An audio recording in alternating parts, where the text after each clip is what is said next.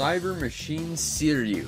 And thus, we come to the second biggest dread I had when I made this series, the first of 6 fusion gacha Borgs. The idea is simple. You take 2 gacha Borgs, you activate hyper mode at the same time, and then you fuse into one giant ultimate wall of destruction that anything should probably just run and hide from until hyper mode ends, when they defuse. This guy's a fusion of Machine Red and his buddy Machine Blue, and together, they really do wreck shop.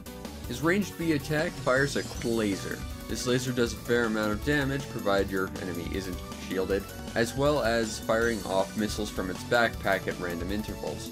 There doesn't seem to be a correlation between number of shots fired and missiles launched, however. It's just sort of, you mash the button and, well, suddenly, missiles, sometimes.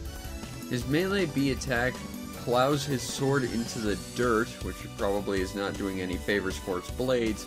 This causes a large explosion and is basically a giant destructive mass for anything around. His X ability fires a direct point-to-point laser. This is rather tough to dodge because of its instantaneous nature, and will cause a moderate-sized explosion where it lands. And his charge X ability is his giant laser of doom, and probably the one thing you should avoid more than anything from this guy. In addition, he has a shield that is basically permanently affixed to his character, which makes doing any sort of damage to this guy rather a tricky proposition. Basically, this guy is designed to be damn near unstoppable, which is why it's really terrifying when you see these two guys together, and the two are usually together, so they're usually very terrifying. If you see this guy basically run, if you're using this guy, well, then you've somehow managed to set up a match with a second player or an AI, and that's also kind of impressive, but you've only got about 30 seconds of use with this guy, so make it count.